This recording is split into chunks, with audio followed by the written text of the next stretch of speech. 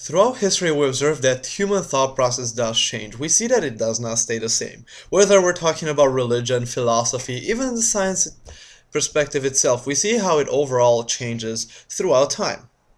One of these interesting thought processes, George Orwell clearly points out in his book 1984. Although people still debate whether he is more successful in writing political essays over novels, one thesis applies to both approaches to 1984, which is in specific psychological instances and or environments, human thought process and behavior can change radically.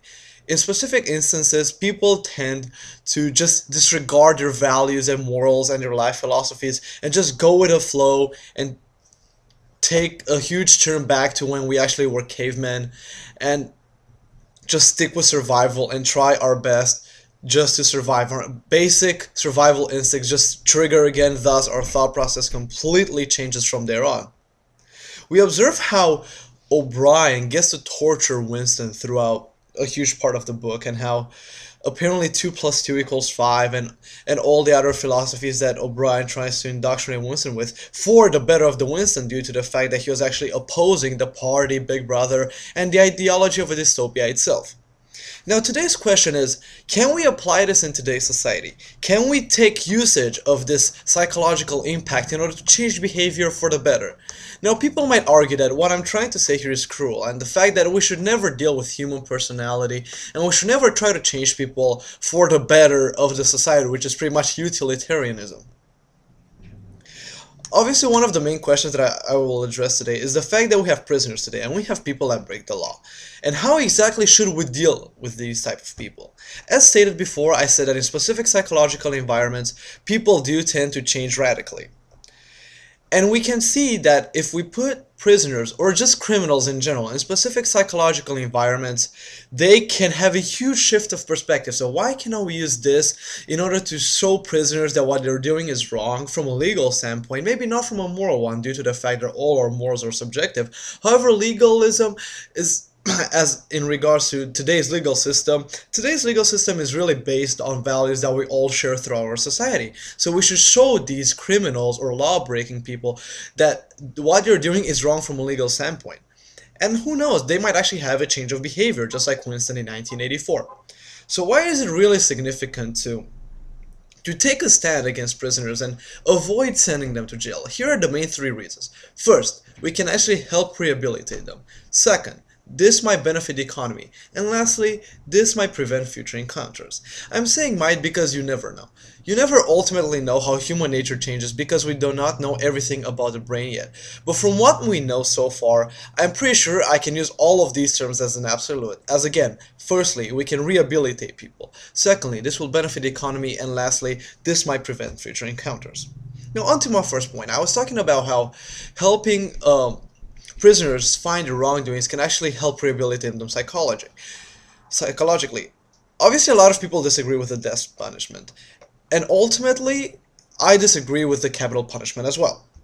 But if this is not a really good way to approach a criminal, what is it? Is it just fair to just send him to jail for 25 years or more, make him just do labor, and that's it, we are done with him or her? We just stop caring for that specific individual and just take the specific criminal throughout this process, and then that is all. We are not really showing much of an empathy here, if I may argue, if I dare to say. And that is why I specifically believe that rehabilitating people that are against today's legal system should be a priority of today's government. I'm not claiming that the government is this absolute amazing power that we should all trust. I am not either saying the fact that our legal system is perfect and flawless. I actually have a lot of things that I disagree with in today's legal system, but overall this concept should be applied regardless of the legal system of the government. My main argument here is the fact that we can change human personality for the better in specific psychological instances. So why cannot we take, for example, a criminal and take him through a psychological process and ultimately show him that him or her was actually doing wrong to begin with? Why should we just say, okay, these are the laws set in stone, so if you break them, that's it, you're going to jail. Why should we not care for the person even though he or she breaks the law? This is where true altruism and empathy plays in.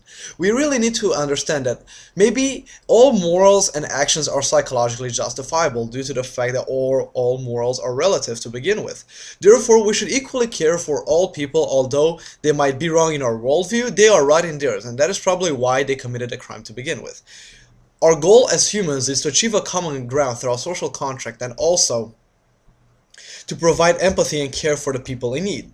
And this is why I strongly believe that we should put criminals through a process which will show them their wrongdoings, and ultimately this will benefit the society. Also, my second point, why do I argue the fact that this might be beneficial to the economy? As we know, people are sent to jail and they are provided free healthcare and they are just uneducated, or they might be educated, but overall they just don't get any education. They are in an environment which cannot help them progress academically, intellectually, or professionally at all. We are just making them work, and they're not working well either, so we're pretty much just isolating these people from the society, and then after they get out, we don't give them enough opportunities for them to succeed due to the fact that they have this impact and the stigma, and we just cannot get over that. For example, if you are an employer, you would I highly doubt that you would hire somebody that has been 20 years in prison, and this clearly shows the fact that our approach to criminals and the legal system is wrong to begin with. This is why I strongly urge people that watch this video to support the fact that we need to help people that break the law.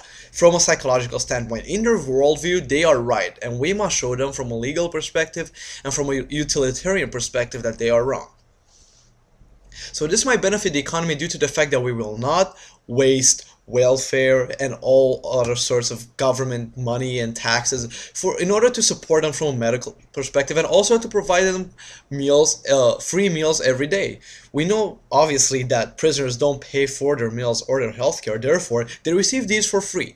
So why is this fair as opposed to giving somebody that actually does need more these facilities, as for example somebody that has a huge family and they're economically disadvantaged? This is why I believe again that we should offer equal empathy to all grounds and human perspectives.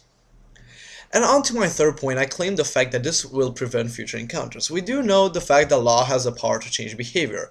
I'm not saying that somebody that decides to break the law will actually consider these at all, but our goal as humans is to try to make ourselves just be less wrong and try to understand each other better. And from this utilitarian and humanitarian perspective, I am still reinforcing this argument that this might prevent encounters. As for example, if we constantly care for people that break the law and we constantly show them from a psychological standpoint why are they wrong, this might clearly show a huge impact in the society, and we will see less crimes going on, and we will see less chaos in the world, and probably less anarchies and riots, etc. Showing people from a psychological standpoint that they are wrong from a legal perspective is the best approach in order to change behavior. And obviously, according to 1984, as well as modern psychology, we know for a fact that in specific psychological environments, people do change their mentality completely. And by that I mean completely disregarding everything that they used to believe, and they can just trigger back their primordial instincts and go ahead and ultimately just change. Whether themselves believe they're changing for the better or for the worse, ultimately our goal is also to make them acknowledge that they're changing for the better. And obviously this entire argument revolves around the fact that humans do want good. Well, this is obviously debatable in itself. However, I will probably focus on a few videos in regards to that on another time. For now, I am just trying to say the fact that in specific psychological environments, people do get to change, and if we use this on criminals, we will have less crimes, it will rehabilitate people, it will be good for the economy, and will prevent future encounters. Due to these three arguments, I urge that people that watch this video agree with me. If not, I'm open to debate, and I'm open to any sort of rebuttals whatsoever. Ultimately, we should take obviously an empathetic and altruistic approach to the human society. Therefore, we should all change for the better. Peace.